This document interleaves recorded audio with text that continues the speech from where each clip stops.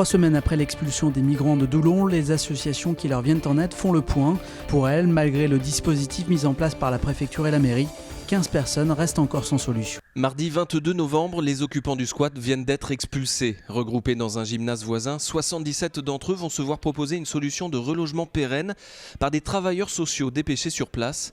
Une opération menée conjointement par la mairie, le diocèse et la préfecture. Aujourd'hui, à Froid, les associations reviennent sur cette matinée et elles dénoncent les promesses non tenues. C'est une action de violence, ce n'est pas une action de relogement. Il y a des personnes qui ont été mises à la rue et d'autres n'ont pas retrouvé leurs affaires. Le jour de l'expulsion, on nous a assuré, le représentant de l'évêché nous a assuré qu'il y avait suffisamment de place pour tout le monde et que les personnes pouvaient récupérer leurs affaires dans un lieu après.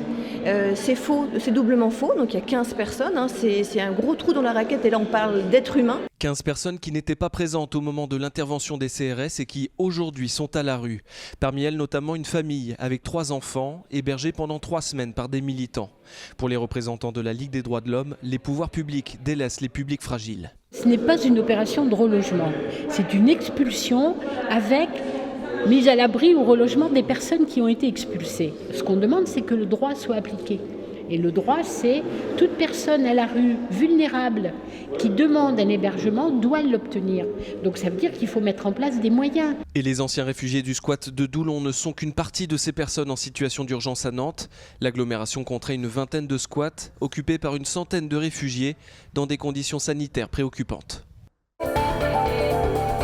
Après 2 ans de travail, le Conseil de la nuit créé par la municipalité vient d'annoncer ses premières mesures. Explication. Et si le Miroir d'eau devenait un lieu de rendez-vous pour les noctambules ? C'est en tout cas une des propositions qui émanent du Conseil de la nuit.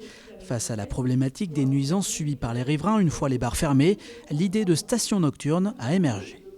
On propose de mettre à co-construction avec les habitants des stations nocturnes où chacune pourrait se retrouver après la fermeture des bars pour se donner rendez-vous pour rentrer à pied chez soi, pour aller tirer des informations sur la question de l'alcoolisation, donc des espaces de prévention. Ça, l'idée, c'est d'en mettre des points clés, loin des logements, là où ça n'embêtera personne, le Miroir d'eau, par exemple, le square d'Avier ou les bords de l'air.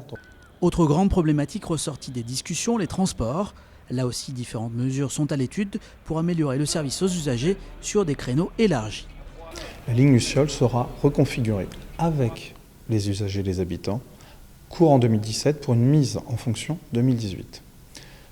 Les trams Joker, l'idée aujourd'hui de ces trams vides qui rentrent dans les dépôts, sur lesquels nous ont alerté les habitants, ces trams seront optimisés pour recevoir du monde et permettre de rentrer plus tard sur certains trajets clés des lignes de tram 2 et 3. Autre proposition qui doit faire l'objet de discussions avec les organisations syndicales, l'harmonisation des horaires de bus et de tram entre le vendredi et le samedi soir. Premier match sur le banc et premier succès pour Sergio Conceição avec le FC Nantes. Les Canaries se sont imposés 3-1 face à Montpellier en 8e de finale de la Coupe de la Ligue. Le nouveau coach nantais qui voulait surtout retenir le bon état d'esprit affiché par ses joueurs. Je suis vraiment content avec l'esprit. C'est clair que maintenant on a gagné un match, c'est un match. C'est encourageant pour eux, encourageant pour les supporters aussi.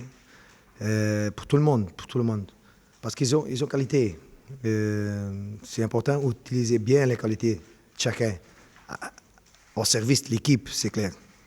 Et je pense qu'aujourd'hui, les publics sont vraiment contents de cette jour-là. Moi aussi, et on est content pour eux aussi. Je pense qu'on a tout donné tous ensemble. On a vu une vraie équipe ce soir qui savait où elle allait, qui savait ce qu'elle devait faire.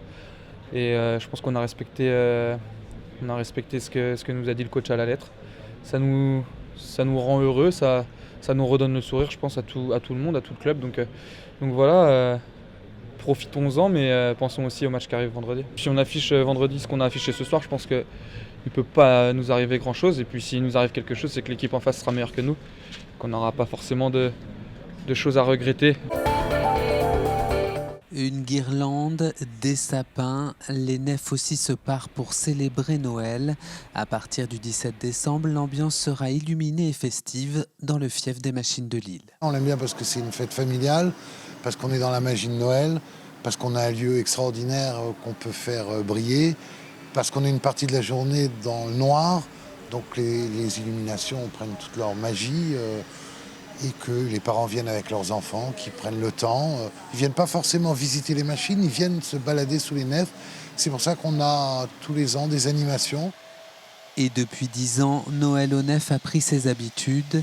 La virtuosité des sculpteurs sur glace ravira petits et grands, sans oublier la poésie du robot écrivain Scriff ou les envols de l'aéroplume. Côté spectacle, place au cirque avec le chapiteau de Bêtes de foire, un programme qui conclut une année fructueuse pour les machines de Lille. C'était une très bonne année puisqu'on est encore en progression de 8 à 10%. On va dépasser 660 000 billets vendus. Donc ça fait toujours plaisir. Je pense que là, on arrive à l'optimum. Ça, c'est une chose. L'année dernière, c'était l'année de l'annonce du lancement de l'Arbre Héron, donc c'était une bonne année. Nantes Maker Campus a été un moment très fort avec le campement d'artistes. Voilà, on va essayer que les 6 prochains mois qui sont encore là, dans la 10e année soient aussi forts. Mais en attendant 2017, la magie de Noël enchantera les nefs jusqu'au 31 décembre.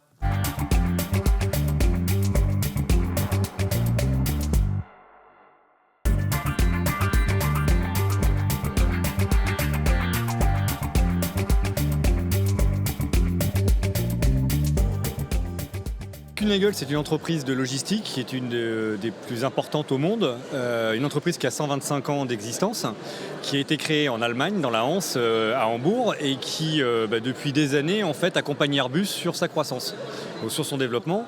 Donc on a démarré en 2008 un gros contrat avec Airbus, d'où cette implantation sur Monteurs de Bretagne, puisque à la demande d'Airbus, on a créé des entrepôts, des hubs pour consolider et mettre à un seul endroit toute leur logistique. Donc ce hub, dont on fait l'inauguration aujourd'hui, a été ouvert en 2010, avec d'abord 3 cellules de 6000 m², et puis la demande du client et de sa croissance, on a eu l'opportunité de faire encore un agrandissement et donc d'ouvrir 6000 m² supplémentaires. Donc notre rôle, c'est d'accompagner notre client, et c'est quelque part un problème plutôt intéressant, puisqu'on a un client qui vend beaucoup d'avions, et nous on est là pour lui livrer toutes ses pièces en temps et en heure.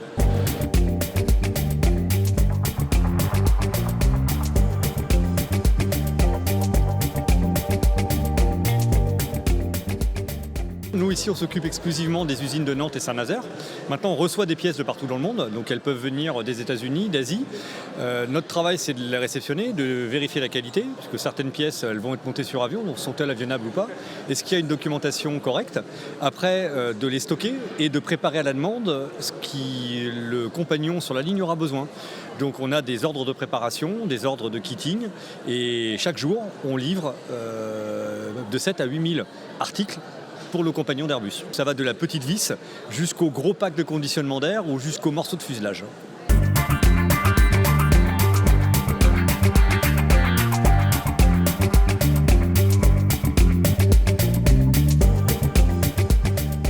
On a commencé en 2011, je vous dis pas de bêtises, on avait 120 personnes sur le hub. Maintenant, en 2016, c'est-à-dire 5 ans après, on a 240 personnes. Donc quelque part, cette cellule 4, c'est la concrétisation, c'est qu'on avait déjà ces 240 personnes, pas de place pour travailler, et qu'aujourd'hui, on a doublé en l'espace de 5 ans le nombre d'emplois et l'activité sur le hub. Kuehne+Nagel, c'est une entreprise qui est européenne, même qui a une taille mondiale. Pour autant, notre implantation, elle est vraiment locale.